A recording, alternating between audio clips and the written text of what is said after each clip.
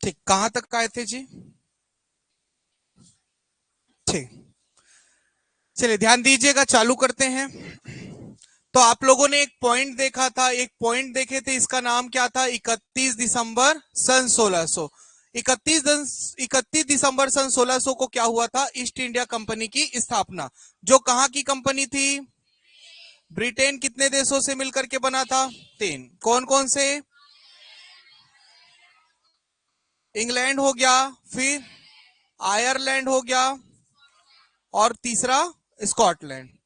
Clear हो गया होगा। तो यहां पर हम लोगों ने देखा, हमारे टॉपिक का नाम क्या है? संवैधानिक, क्या है? संवैधानिक विकास का क्रम। संवैधानिक विकास क्रम का क्रम। और ये क्रम कहां से चालू हुआ था? सन 1773 से 1947। लेकिन हम लोग 1773 से न पढ़ के हम लोग कहां से पढ़ रहे हैं? तो आप लोगों ने देखा कि 31 दिसंबर सन 1600 को ईस्ट इंडिया कंपनी की स्थापना हुई, जो ब्रिटेन की कंपनी थी। ब्रिटेन तीन देशों से मिलकर के बना था, इंग्लैंड, आयरलैंड और स्कॉटलैंड। आप लोगों को एक चीज बताना चाहता हूं कि ये जो ईस्ट इंडिया कंपनी है, ईस्ट इंडिया कंपनी का नाम ईस्ट इंडिया कंपनी क्यों पड़ा? तो आप लोगों ने देखा था, यहां पर क्या है? यूरोप। यूरोप के यहां पर इंग्लैंड है, यहां पर क्या है? भारत। ठीक है जी। तो यहां पर आप लोगों ने दिशा परीक्षण किया था। ये कौन सी दिशा है हमारी? तो यहां की कंपनी मतलब इंग्लैंड या यूरोप की कंपनी कहां आने वाली थी? भारत में आने वाली थी। और यहां भारत का मतलब यहां पर इसका नाम क्या था? इंडिया। ईस्ट में आना है, कहां आना है? इसलिए इस कंपनी का नाम क्या पड़ा था? और कौन सा व्यापार करने आई थी यहां पर? कौन सा व्यापार?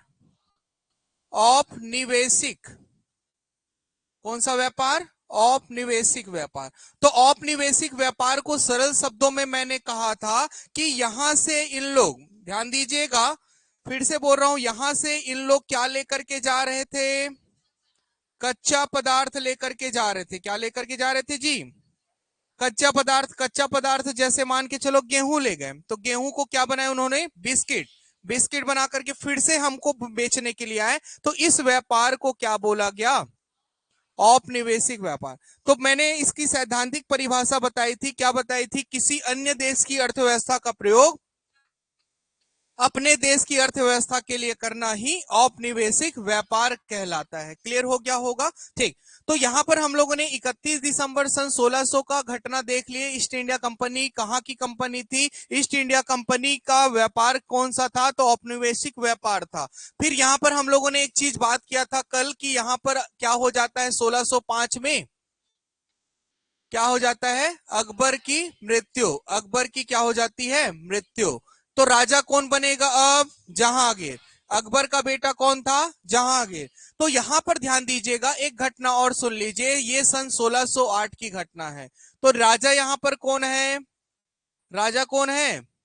1608 में कौन है जी? जहांगीर। तो ध्यान से सुनेंगे कहानी थोड़ा सा ना, भारत को अभी गुलाम बनाएंगे फिर आजाद कराना है।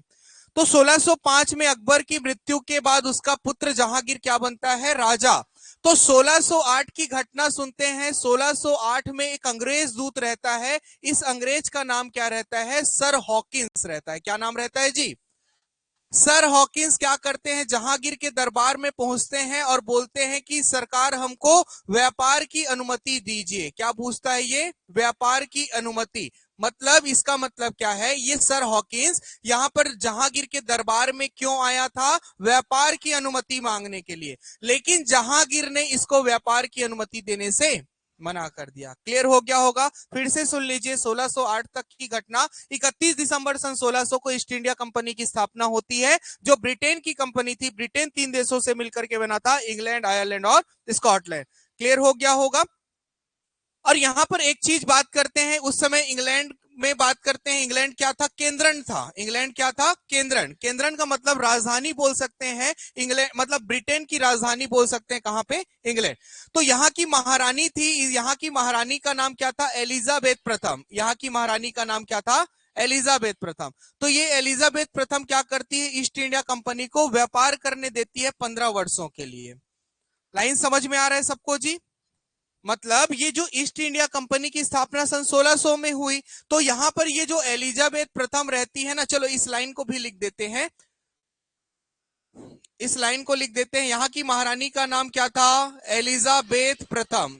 ये जो एलिजाबेथ प्रथम रहती है, ये क्या करती है? ईस्ट इंडिया कंपनी को 15 वर्षों के लिए, कितने वर्षों के लिए?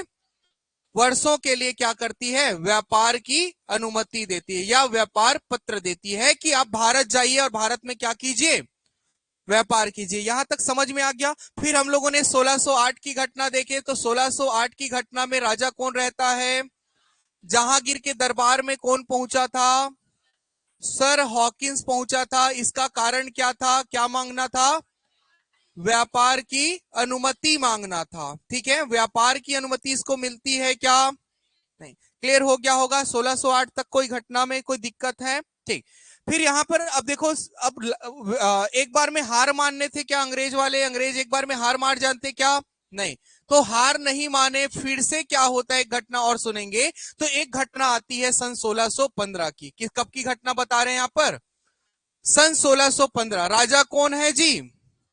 जहांगीर राजा रहेगा। जहांगीर राजा रहता, थोड़ा सा ध्यान दीजिएगा, यहां पर राजा कौन है? जहांगीर। क्लियर है। और इसकी पत्नी का नाम, मतलब रानी कौन है? नूरजहां। इसकी पत्नी कौन थी? नूरजहां।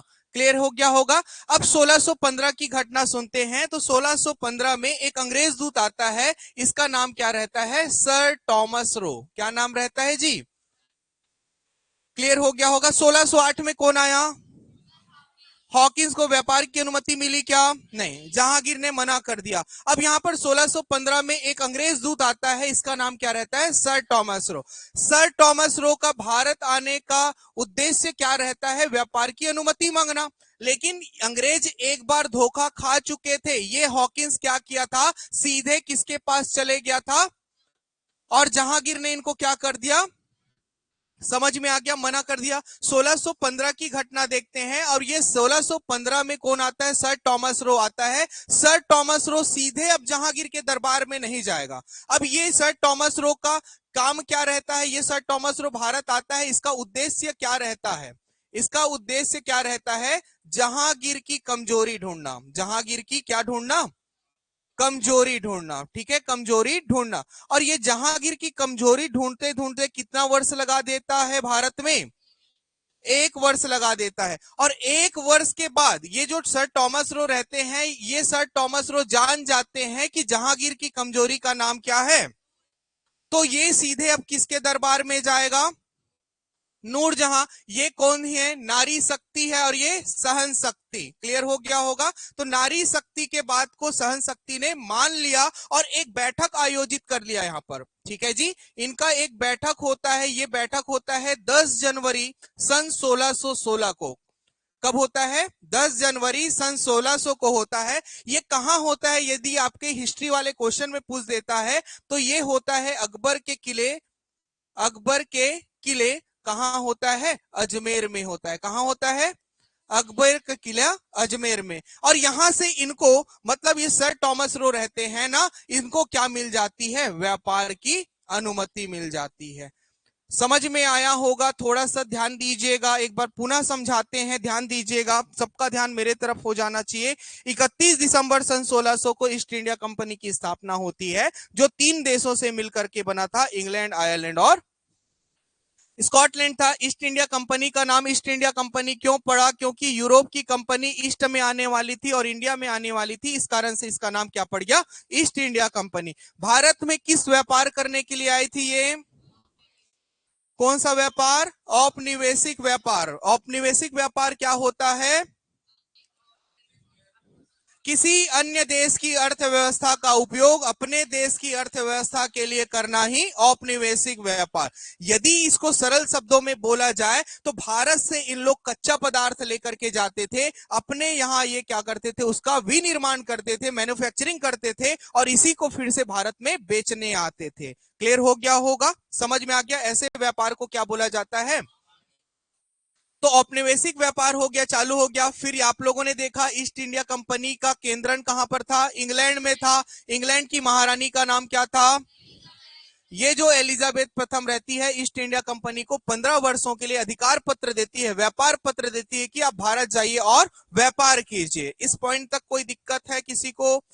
फिर 1605 में अकबर की मृत्यु हो जाती है। अकबर का पुत्र कौन रहता है? जहांगीर क्या बन जाता है? राजा बन जाता है। क्लियर हो गया होगा। तो जहांगीर राजा, 1608 की बात करते हैं तो 1608 में अंग्रेज दूत सर हॉकिंस आते हैं और ये क्या करते हैं, सीधे जहांगीर के दरबार में चले जाते हैं। जहांगीर के दरबार में चले जाने के बाद इन्होंने व्यापार की अनुमति मांगी और व्यापार की अनुमति नहीं मिली। यहां तक समझ में आया होगा जी सबको?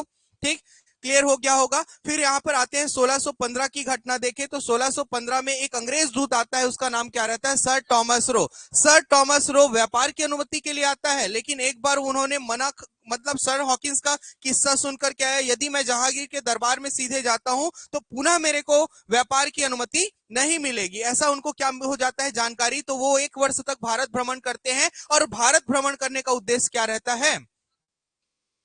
अकबर नहीं, जहांगीर की कमजोरी ढूंढना। और जहांगीर की कमजोरी कौन थी? क्लियर हो गया होगा। फिर नूरजहां क्या करती है, अपने पतिदेव को मनाती है और एक बैठक आयोजित होता है, और ये बैठक कब होता है? 10 जनवरी सन 1616। क्लियर हो गया होगा जी। कहां होता है? तो अकबर के किले अजमेर में।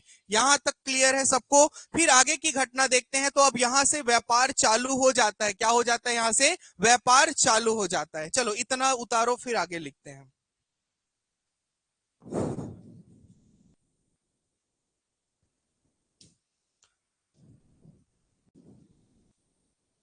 फेयर कॉपी में नहीं लिखेंगे, रफ में लिखेंगे।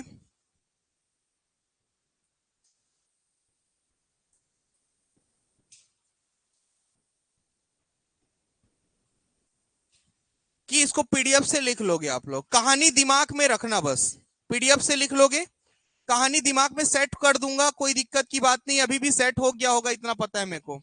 ठीक है, 1615 से मैं आगे बढ़ रहा हूं ना, तो 1615 से आगे बढ़ता हूं तो पॉइंट टू पॉइंट बात करेंगे, जैसे हम लोग लकीर से बात कर रहे हैं वैसी। फिर से वही बात कर लेते इस प्रकार से। 1615 से स्टार्ट करते तो 1615 की घटना आप लोगों ने सुन लिया। यहां से क्या हो जाता है, इनको अधिकार पत्र मिल जाता है कि आप व्यापार कीजिए। ठीक है, तो 1615 के बाद धीरे धीरे अंग्रेज क्या करना चाहते हैं? व्यापार चालू कर देते हैं। व्यापार करते करते इनका लालच बढ़ जाता है, और लालच बढ़ेगा मतलब ये क्या करेंगे? शोषण करेंगे, और शोषण का फलस्वरूप पहला क्या आ जाता है? एक युद्ध आएगा। लाइन समझ में आया होगा? देखो 1615 से स्टार्ट कर दिए इन्होंने व्यापार, धीरे धीरे धीरे धीरे इन्होंने क्या कर दिया? व्यापार चालू कर दिया। अब धीरे धीरे आवक बढ़ेगा तो जी सब लोग अपना बिजनेस बढ़ाना चाहते हैं कि नहीं चाहते? तो अंग्रेज भी अपना बिजनेस बढ़ाना चाहे, और यहां पर क्या कर दिया? अंग्रेजों के बीच और भारत के बीच क्या हो गया? एक युद्ध हो गया। शोषण होगा मतलब युद्ध होगा। तो शोषण हुआ और एक युद्ध हुआ, तो प से प्लासी होता है, और प से क्या होता है? सबसे पहले होने वाला युद्ध कौन सा था? सन 1757 का कौन सा युद्ध? प्लासी का युद्ध। कौन सा युद्ध? प्लासी का युद्ध। तो ये प्लासी का युद्ध किनके किनके मध्य होता है, इसकी जानकारी ले लेते हैं। तो ये हमारा क्या है? भारत। भारत है। उस समय भारत का मुख्य केंद्रण होता था बंगाल। कहां होता था? बंगाल। यहां बंगाल का नवाब, यहां ये क्या है? बंगाल है। तो बंगाल का नवाब कौन था उस समय? प्लासी का युद्ध किसने किसने लड़ा? अंग्रेज तो जान रहे होगा, राजा का नाम का है?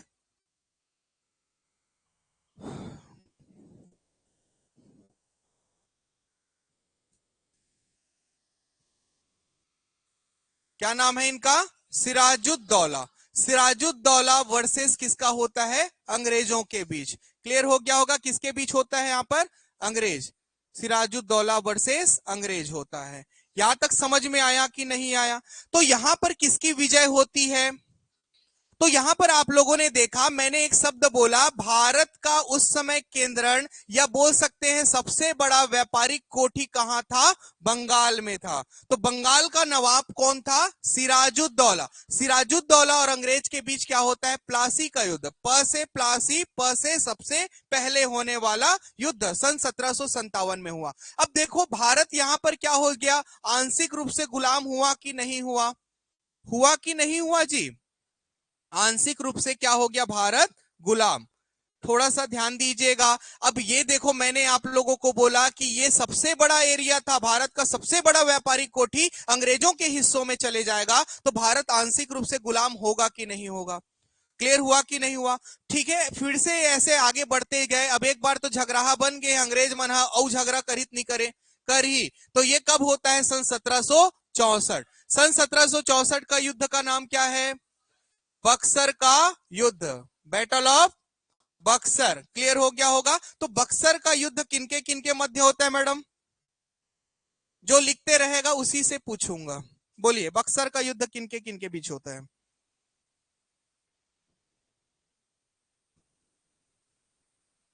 बोलिए, तो लिखेंगे और नहीं। तो बक्सर का युद्ध होता है तीन राजा, ध्यान दीजिएगा, तीन राजा कौन कौन से होते हैं? पहले राजा का नाम क्या रहता है? मीर कासिम। पहले राजा का नाम क्या रहेगा जी? दूसरे राजा का नाम क्या रहेगा? सुजा उद्दौला। क्या नाम रहेगा? दूसरे राजा का नाम क्या है जी? सुजा उद्दौला। और तीसरे राजा का नाम रहता है, क्या नाम रहता है? शाह आलम। क्या नाम रहता है? शाह आलम। क्लियर हो गया होगा। वर्सेस कौन? वर्सेस कौन? अंग्रेज। फिर से किसकी विजय होती है? क्लियर हो गया होगा। थोड़ा सा समझेंगे यहां पर। 1757 का युद्ध होता है। सबसे बड़ा व्यापारिक कोटि किसके पास चले जाता है? आंशिक रूप से गुलाम हो गया, कुछ अंश अंग्रेजों के पास चले गया। अब यहां पर 1764 में एक युद्ध होता है, उस युद्ध का नाम क्या रहता है? बक्सर का युद्ध। तो बक्सर का युद्ध किनके किनके मध्य होता है? तो तीन राजा कौन कौन से थे? मीर कासिम और शाह आलम। क्लियर हो गया होगा। वर्सेस अंग्रेज किसकी विजय होती है? यहां पर अंग्रेजों की विजय होती है। इससे क्या पता चला कि भारत क्या हो गया? क्या हो गया जी? पूर्ण रूप से क्या हो गया? गुलाम। समझ में आ गया होगा। क्लियर हुआ। एक बार पुनः देखेंगे इधर। स्टार्ट कहां से किए थे? सन 1600 से किए थे। यहां पर कहां तक गए हम लोग? यहां पर सन 1764। एक बार हमको जाना 1773 में है, तो इससे पहले बैकग्राउंड देखे कि नहीं देखे? तो आप लोगों ने देखा कि इस प्रकार से देखा, 1615 उसके बाद व्यापार चालू कर दिए। पहला युद्ध हो जाता है सन 1757 का, प्लासी का युद्ध। इसमें भारत क्या हो गया जी? आंशिक रूप से क्या हो जाता है? गुलाम। फिर क्या होता है? मीर कासिम, सुजाउद्दौला और शाह आलम के बीच बक्सर का युद्ध होता है, अंग्रेजों के बीच होता है, जिसमें क्या होता है? अंग्रेजों को विजय प्राप्त होता है, जिससे पता चला भारत क्या हो गया? पूर्ण रूप से गुलाम हो गया। अब संविधान की परिभाषा कौन बताएगा मेरे को? संविधान की परिभाषा मैंने लिखा था, आप लोग भी लिखे होंगे। हाँ बोलिए सागर।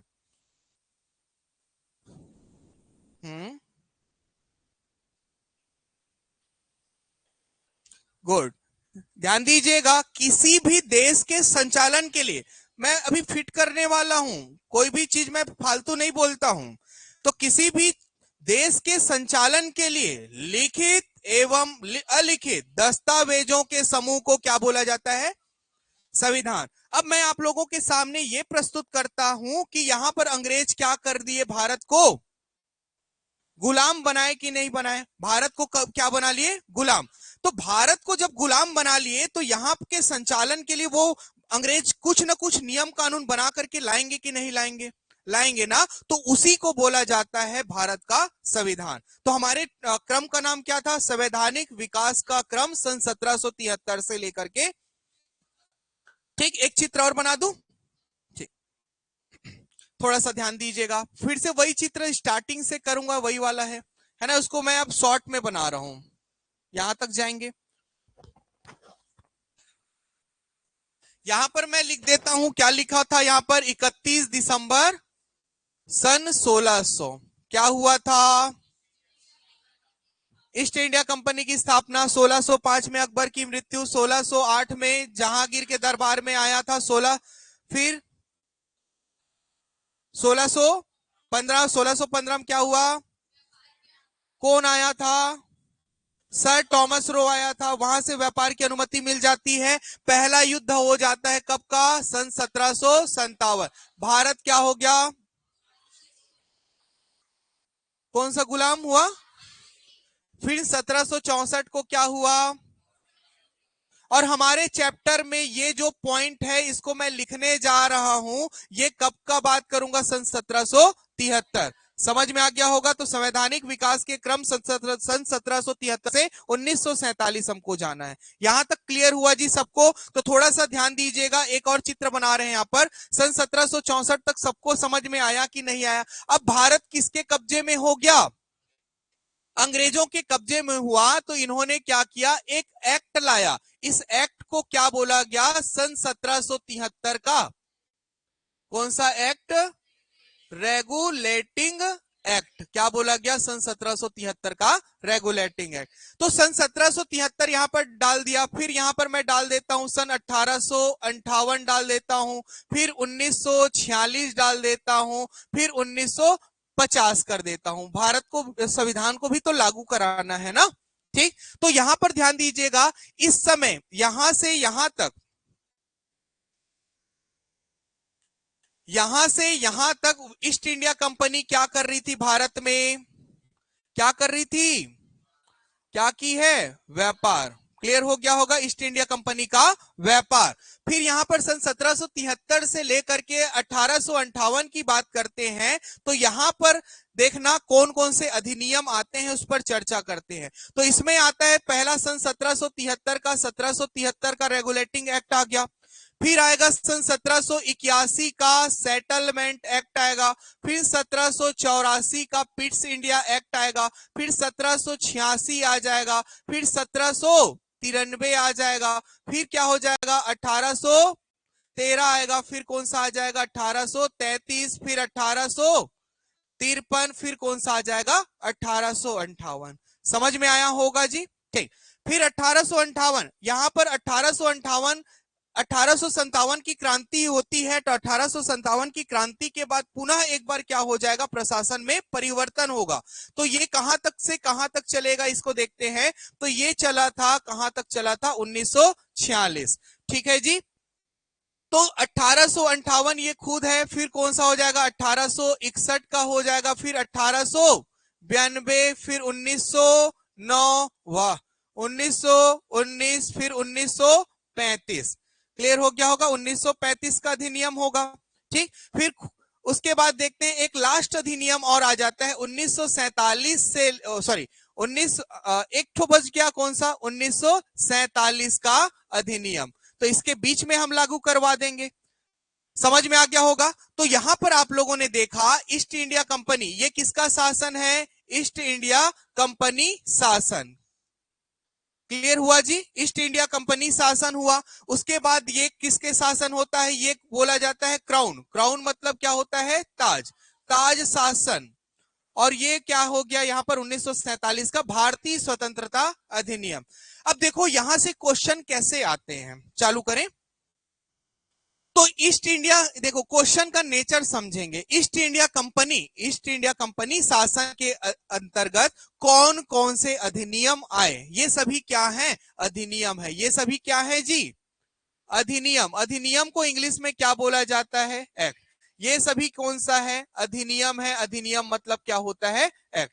क्लियर हुआ कि नहीं हुआ। तो यहां से सेकंड क्वेश्चन पूछेगा, क्राउन शासन या ताज शासन के अंतर्गत कौन कौन से अधिनियम आए, तो उतना अधिनियम आया है।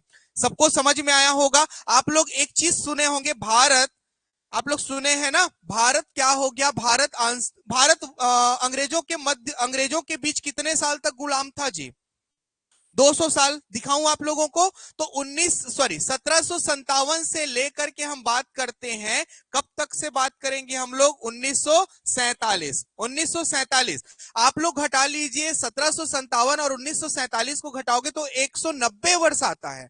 कितना वर्ष आता है, उससे पहले भी हम लोगों के ऊपर यहां पर क्या करता है, राज करता है। तो इसको बोला जाता है लगभग कितने वर्षों तक गुलाम था, लगभग 200 वर्षों तक भारत का गुलाम, सॉरी भारत क्या था, गुलाम था। यहां तक समझ में आया कि नहीं आया, सबको क्लियर है। कहां से उठाते हैं गुलाम को, सन 1757 से लेकर के 1947। क्लियर हो गया होगा जी सबको, ठीक। तो इसी को पढ़ना है हमको। इसमें क्या क्या पढ़ना है, इसको मैं कैटेगराइज कर देता हूं। क्या देखते हैं, तो संवैधानिक विकास का क्रम, ये कलर दिख रहा है सबको कि चेंज करूं, दिख रहा है ना, नहीं दिखा थे।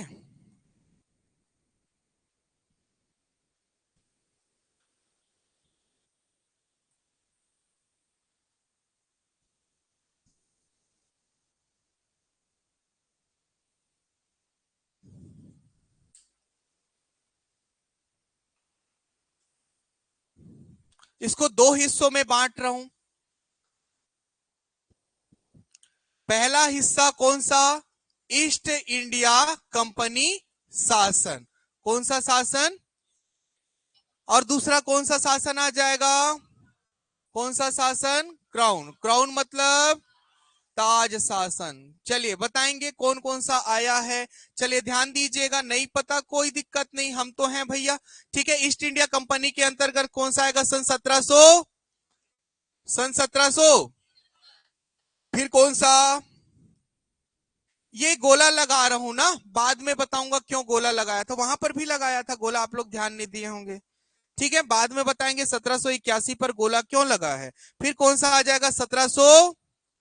फिर 1700। एक ठन बस याद रखेगा जी। फिर 1800। और 93 कहां गया? 1700। 1793। फिर कौन सा? 1813। फिर कौन सा? 1853। समझ में आ गया कितना अधिनियम आया है? 7। इसको छोड़ना है, बाद में चर्चा करेंगे कितने अधिनियम आए। 7। क्लियर हो गया होगा जी। ठीक, अब यहां पर क्राउन शासन के अंतर्गत आते हैं। क्राउन मतलब राजा का शासन। तो राजा का शासन कब से स्टार्ट हुआ है? सन 1858। फिर 1892। फिर 1909। 1919। फिर 1935। और लास्ट कर लीजिए भारतीय स्वतंत्रता अधिनियम 1947। समझ में आ गया होगा। तो क्वेश्चन का नेचर यही पूछेगा, ईस्ट इंडिया कंपनी शासन के अंतर्गत कौन कौन से अधिनियम लागू किए गए थे। दूसरा क्वेश्चन क्या आ जाएगा? क्राउन शासन या ताज शासन के अंतर्गत कौन कौन से अधिनियम को लागू किया गया था। क्लियर हो गया होगा जी। लिखना है, पीडीएफ लू। चलो चालू करो। इतना क्लियर हुआ कि नहीं हुआ? बोलूं? एक बार पुनः देखो, क्योंकि ज्यादा फास्ट करूंगा तो आप लोग भूलते चले जाएंगे। मैं एक बार रिपीट कर रहा हूं, ध्यान दीजिएगा। स्टार्टिंग से चालू कर रहा हूं ना। ठीक, आप लोगों को ध्यान रखना, बस आपका इमेजिन करना है और कुछ नहीं करना है। ठीक, चित्र से के माध्यम से ही पढ़ेंगे हम लोग संविधान को। ठीक है, इतना जान लीजिए आप लोग। तो हम लोगों ने देखा था 31 दिसंबर सन 1600 को ईस्ट इंडिया कंपनी की स्थापना हुई, जो 3 देशों से, ब्रिटेन की कंपनी थी। ब्रिटेन 3 देशों से मिलकर के बना था, इंग्लैंड, आयरलैंड और स्कॉटलैंड। वहां की महारानी का नाम क्या था? एलिजाबेथ प्रथम। ये जो एलिजाबेथ प्रथम रहती है, ईस्ट इंडिया कंपनी को 15 वर्षों के लिए अधिकार पत्र देती है कि आप भारत जाइए और भारत में व्यापार कीजिए। फिर क्या होता है? 1605 में अकबर की मृत्यु हो जाती है। राजा कौन बनता है? जहांगीर। सन 1608 की घटना देखते हैं। तो सन 1608 में एक अंग्रेज दूत आता है। इस अंग्रेज दूत का नाम रहता है सर हॉकिंस। ये सर हॉकिंस का आने का उद्देश्य क्या था? भारत में व्यापार की अनुमति मांगना। ये सीधा जहांगीर के दरबार में जाता है और जहांगीर ने इनको अनुमति देने से मना कर दिया। फिर 1615 की बात करते हैं। फिर से एक अंग्रेज दूत आता है जिसका नाम क्या रहता है? Sir Thomas Roe. ये सर टॉमस रो क्या करता है? 1 वर्ष तक भारत भ्रमण करता है। भारत भ्रमण करने का उद्देश्य क्या होता है जी? जहांगीर की कमजोरी ढूंढना। जहांगीर की कमजोरी कौन थी? उस नूरजहां। तो यही जो सर टॉमस रो रहता है, ये सीधा नूरजहां के दरबार में जाता है और यहाँ पर अपने ये क्या करता है? सर टॉमस रो, क्या आप लोग एक चीज सुने हैं? सिफारिश। एक शब्द सुने हैं? सिफारिश। तो पहली बार सिफारिश शब्द, देखो हिस्ट्री का क्वेश्चन बन सकता है। पहली बार सिफारिश शब्द का उपयोग भारत में किसने किया? Sir Thomas Roe. अब देखो सिफारिश का मतलब क्या है? जैसे आप लोग कई बार देखे होंगे, मेरा ये नौकरी लगा दो, सिफारिश होता है कि नहीं होता है? तो यहां पर ये नूरजहां से सिफारिश करता है कि अपने पतिदेव के साथ एक बैठक बैठा दीजिए। तो वो बैठक होता है कब होता है? 10 जनवरी सन 1616। कहां होता है? अकबर के किले अजमेर। और यहां से इनको व्यापार की अनुमति मिल जाती है। यहां तक क्लियर हो गया होगा। फिर यहां से व्यापार करना चालू हो गया, शोषण करना चालू हो गया भारतीयों पर। और शोषण का फलस्वरूप पहला क्या था? एक युद्ध हुआ, प्लासी का युद्ध। प्लासी का युद्ध होता है सन 1757 में। किसके किसके बीच होता है? सिराजुद्दौला वर्सेस अंग्रेज, जिसमें अंग्रेजों को विजय प्राप्त होती है, जिससे हमको पता चला कि भारत अब आंशिक रूप से गुलाम हो गया। फिर हम आगे बढ़ते हैं तो दूसरा युद्ध हो जाता है सन 1764 का युद्ध, बक्सर का युद्ध। किनके बीच होता है? तो तीन राजा वर्सेस अंग्रेज। कौन कौन से? शाह आलम, मीर कासिम और शुजा-उद-दौला। इसमें फिर से अंग्रेजों को विजय प्राप्त होती है और भारत अब क्या हो गया? अब पूर्ण रूप से गुलाम हुआ। अब संविधान की परिभाषा देखते हैं, भारत अब किसके कब्जे में आ गया है? तो अंग्रेजों के कब्जे में आ गया है। तो अंग्रेज क्या करेंगे? भारत में शासन करने के लिए नियम एवं कानूनों का संग्रह लाएगा। तो वो नियम एवं कानूनों का संग्रह लाया, तो उसको बोला गया प्रथम वाले को सन 1773 का रेगुलेटिंग एक्ट। क्लियर हो गया होगा जी। तो यहां पर आप लोगों ने देखा दो प्रकार से एक्ट को बांटे, एक बांटे ईस्ट इंडिया कंपनी शासन और दूसरा कौन सा? दास शासन या क्राउन शासन। ईस्ट इंडिया कंपनी शासन के अंतर्गत हम लोगों ने देखा 1773 का, 1781, 1784, 1786, 1793, 1813, 1833, 1853 का अधिनियम। फिर हम लोगों ने देखा नेक्स्ट वाला क्राउन शासन देखे तो 1858, 1861, 1892, 1909, 1919, 1935, 1947। क्लियर हुआ कि नहीं हुआ? अब आए रेगुलेटिंग एक्ट पर। यहां तक कोई दिक्कत परेशानी किसी को? पक्का? एक कन सांस ले दो, तलगा से लिखो, कते लिखू, आजकल लिखे ऐसा कर दो जी थोड़ा। आ? क्या चीज? पढ़ लेते हैं क्या? हाँ चलो पढ़ते रहो ना। पढ़ो।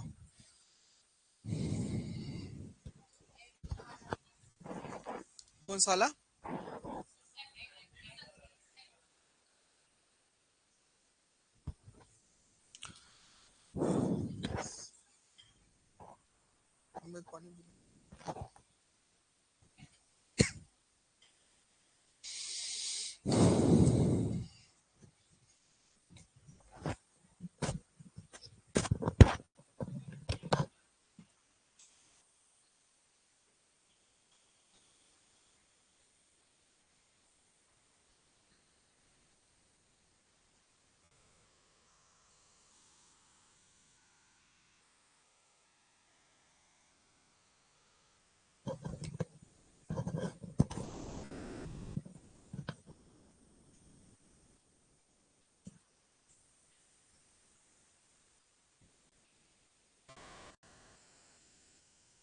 हो गया, पढ़ डाले। चालू करो। 1773। मतलब दोनों में साथ साथ पढ़ना है, ऐसे याद कर लो।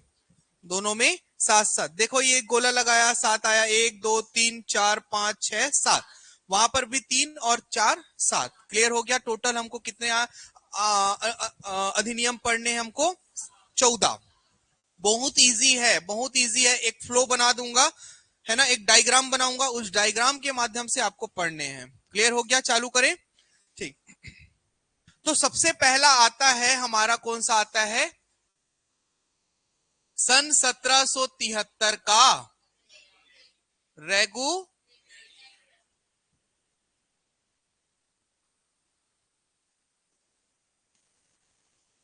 ठीक, ध्यान दीजिएगा। अब मैं इसके शब्द पर जाऊंगा। इसको रेगुलेटिंग एक्ट क्यों कहा जाता है? पहला चीज ये चीज है। तो इसको, जैसे आप लोग पंखा पंखा देखे होंगे, हर घर में पंखा है, तो पंखा बटन के पास एक छोटा सा रेगुलेटर रहता है। उस रेगुलेटर से आप क्या करते हैं? स्पीड को कम या ज्यादा, मतलब कंट्रोल करते हैं। तो इसका मतलब क्या है? ध्यान दीजिएगा, मैं छोटे छोटे पॉइंटों को लेकर के चल रहा हूं। तो सन 1773 का रेगुलेटिंग एक्ट लाने का मतलब क्या था? भारत में शासन को क्या करना था? नियंत्रण करना था। ठीक है, तो यहां पर मैं लिख देता हूं, इस अधिनियम के द्वारा, इस अधिनियम के तहत भारत के भारत के प्रशासनिक व्यवस्था को नियमित एवं नियंत्रित करने के उद्देश्य से इसे लाया गया था। ये समझ में आ गया। रेगुलेटर का मतलब क्या होता है? कंट्रोल करना। तो रेगुलेटिंग एक्ट का मतलब भी क्या हुआ? भारत के क्या करना था? प्रशासनिक व्यवस्था। कौन सी व्यवस्था को नियमित करना था और नियंत्रित करना था। क्लियर हो गया होगा? ठीक। दूसरा इसका बात करते हैं 1773 का। जैसे मैं आप लोगों को बोला था, किसी भी देश के संचालन के लिए लिखित एवं अलिखित दस्तावेजों के समूह को क्या बोला जाता है? संविधान कहा जाता है। यदि मैं आप लोगों से क्वेश्चन करूं, ध्यान दीजिएगा, ये क्वेश्चन बन सकता है, अभी तक से बना नहीं है। मैं बोलूं भारत का प्रथम लिखित संविधान कौन सा था? फिर रेगुलेटिंग एक्ट। भारत का प्रथम लिखित संविधान किसे कहा जाता है? 1935 के अधिनियम को कहा जाता है। तो ध्यान दीजिएगा, सन 1773 के अधिनियम को भारत का प्रथम लिखित संविधान कहा जाता है। क्लियर हो गया होगा? सबको क्लियर हुआ कि नहीं हुआ? तो सन 1773 के रेगुलेटिंग एक्ट को क्या बोला जाता है? भारत का प्रथम लिखित संविधान। क्लियर हो गया होगा? इसको अंग्रेजों ने लिखित रूप से भेजा था। कहां भेजा था? भारत में। समझ में आ गया होगा? देखो, टू द पॉइंट बता रहा हूं। यदि 1773 से यदि क्वेश्चन आता है तो 1773 का रेगुलेटिंग एक्ट क्यों, क्या करने लाया गया था? नियंत्रित एवं नियमित करने के लिए। दूसरा, आप लोगों ने क्या किया? 1773 के एक्ट को भारत का क्या बोला गया? यदि आप लोगों से क्वेश्चन आता है कि भारत का प्रथम लिखित संविधान कौन सा है, तो आपको 1950 वाला नहीं भैया, 1773 वाला बताना है। क्लियर हो गया होगा? क्योंकि संविधान की परिभाषा आप लोगों ने देखा है, किसी भी देश के संचालन के लिए लिखित एवं अलिखित दस्तावेजों के समूह को क्या बोला जाता है? संविधान। समझ में आ गया होगा? ठीक, आगे बढ़ूं? ठीक, आगे बढ़ते हैं तो इसकी विशेषताओं पर चर्चा करते हैं। इसके विशेषता पर चर्चा करते हैं, दिखेगा ना? इसके विशेषता पर चर्चा करते हैं। विशेषता का मतलब यह है कि इसके अंतर्गत क्या क्या चीज आया था।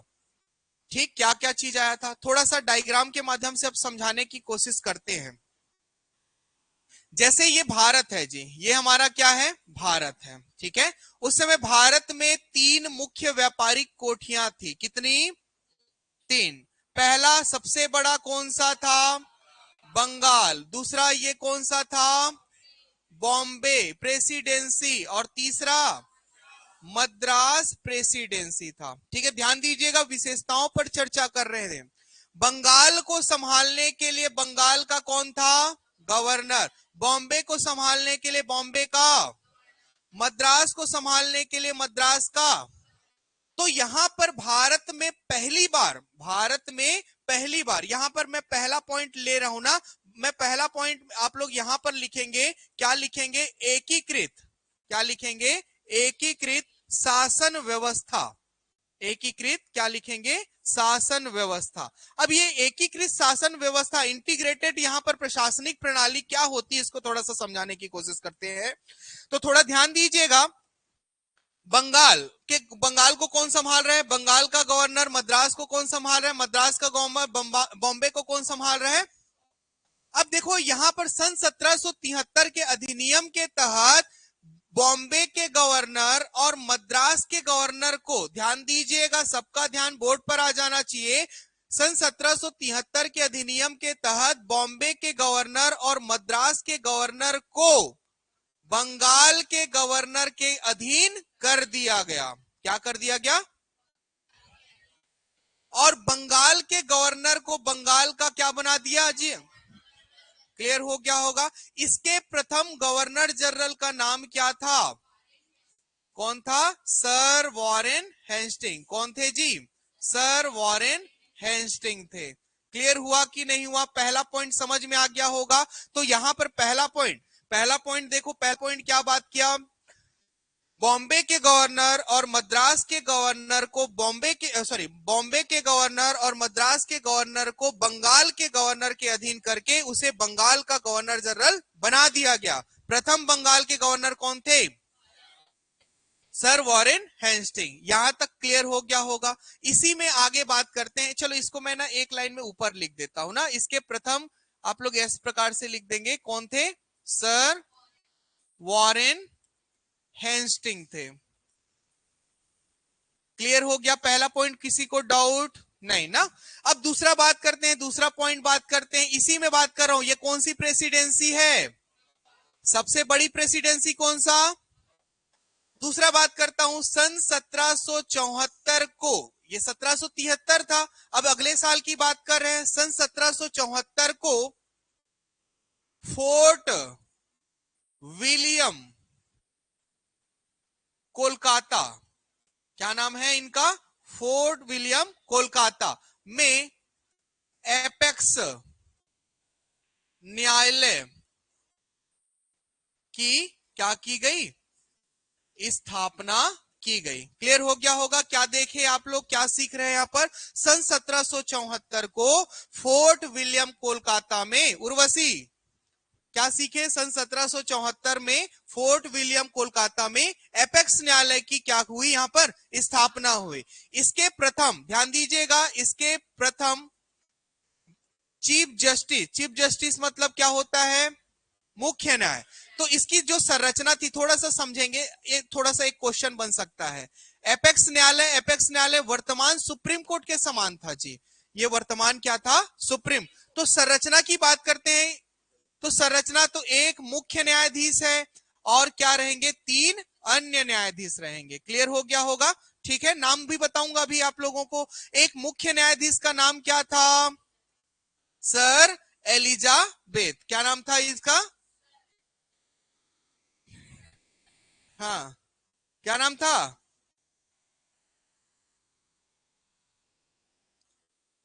Sir Elijah MP. क्या नाम था? Sir Elijah MP. क्लियर हो गया होगा? क्लियर है मैडम? ठीक, समझ में आया होगा। तो इसके प्रथम मुख्य न्यायाधीश का नाम क्या था? Sir Elijah Impey. और 3 अन्य न्यायाधीश थे, कौन कौन से थे? चलिए बताएंगे। हाँ, एक का नाम था लिमेस्टर, दूसरे का नाम क्या था? हाइड, और तीसरे का नाम चैम्बर्स। क्या नाम था? चैम्बर्स। क्लियर हो गया होगा? 3 क्या थे? मुख्य, सॉरी, अन्य न्यायाधीश। फिर से बोल रहा हूं, इस पॉइंट को ध्यान दीजिएगा। सन 1774 को फोर्ट विलियम कोलकाता में एपेक्स न्यायालय की स्थापना होती है, जिसके प्रथम मुख्य न्यायाधीश का नाम क्या था? Sir Elijah Impey. और 3 अन्य न्यायाधीश थे, कौन कौन से? लिमेस्टर, हाइड और चैम्बर्स। क्लियर हो गया दोनों पॉइंट? अभी और आगे पॉइंट में जाना है मेरे को। ये दोनों पॉइंट क्लियर है? ठीक, तीसरा पॉइंट पर चर्चा करते हैं। तो तीसरा पॉइंट पर आ जाते हैं। तो तीसरा पॉइंट देखते हैं, सन 1773 के अधिनियम के तहत बोर्ड ऑफ डायरेक्टर की स्थापना की गई, या गठन की, का गठन किया गया। काल करो, का गठन किया गया। ठीक है जी, जिसमें 24 सदस्य थे। कितने सदस्य थे? क्लियर हो गया? अब इसको मैं चित्र के माध्यम से, अब जो मैं डायग्राम बनाऊंगा ना प्रशासन, उसको पूरा का पूरा 1947 तक लेकर के जाना है। ठीक, यहां तक समझ में आया? हम लोगों ने क्या सीखा यहां पर? सन 1774 में फोर्ट विलियम कोलकाता में क्या होता है? एपेक्स न्यायालय की स्थापना होती है, जिसके मुख्य न्यायाधीश का नाम सर एलिजा एमपी था। इसके 3 अन्य मुख्य 3 अन्य न्यायाधीश थे, कौन कौन से? लिमिस्टर, हाइड और चैम्बर्स। क्लियर हो गया होगा? तीसरा पॉइंट देखते हैं, सन 1773 के अधिनियम के तहत बोर्ड ऑफ डायरेक्टर का क्या किया जाता है, जिसमें कितने सदस्य थे? अब ध्यान दीजिएगा, अब मैं यहां पर चित्र बना रहा हूं। अब देखो, प्रशासन को एकीकृत करना था। बोर्ड ऑफ डायरेक्टर मतलब हिंदी में इसको क्या बोलेंगे? निर्देशक मंडल। क्या बोलेंगे इसको जी हिंदी में? यहां पर मैं लिख देता हूं, इसको क्या बोलते हैं? निर्देशक मंडल। क्या नाम से जाना जाता है?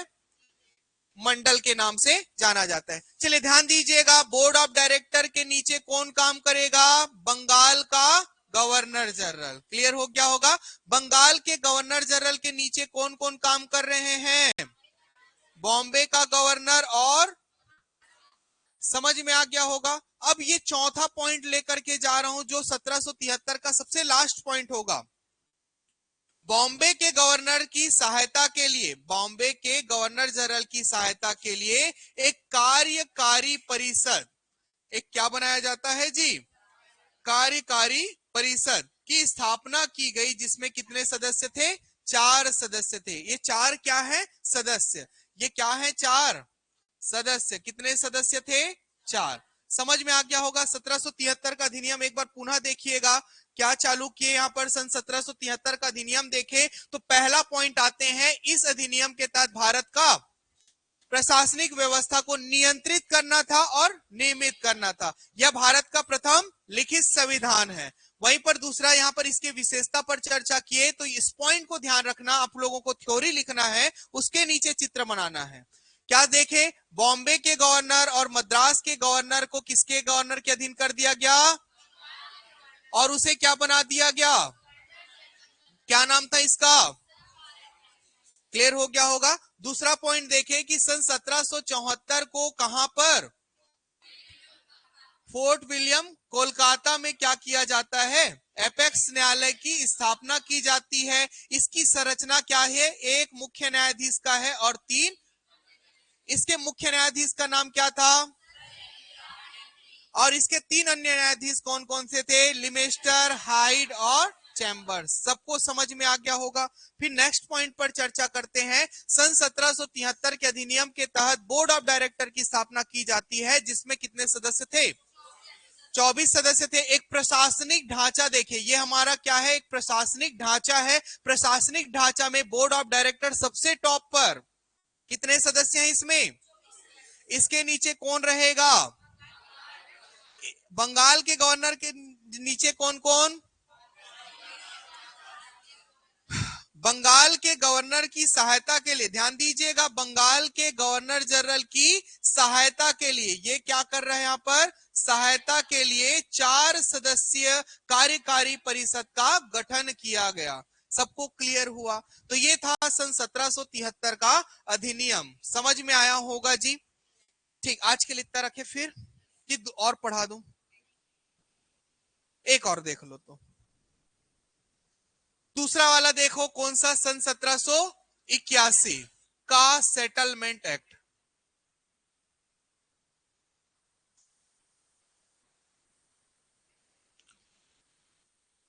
सन 1781 का सेटलमेंट, ये इसको गोला लगाने का कारण क्या था, ये जो 1781 का जो सेटलमेंट एक्ट था ना जी, ये केवल ना ब्रिटेन के संसद में चर्चा बस हुआ था।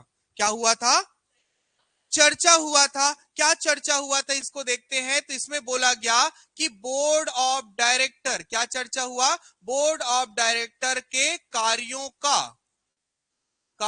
पृथककरण करेंगे, पृथककरण होगा। ऐसे करके क्या होता है, सन 1781 में चर्चा होता है। क्लियर हो गया होगा। इसलिए इसको गोला लगाया था। ये 1781 का अधिनियम भारत नहीं आया था, ये क्या हुआ था, संसद में वहां के केवल चर्चा हुआ था। क्या चर्चा हुआ था कि बोर्ड ऑफ डायरेक्टर के कार्यों का पृथककरण करेंगे। बाद में पृथककरण करके भी दिखाएंगे आप लोगों को। तो आज के लिए इतना रखें फिर।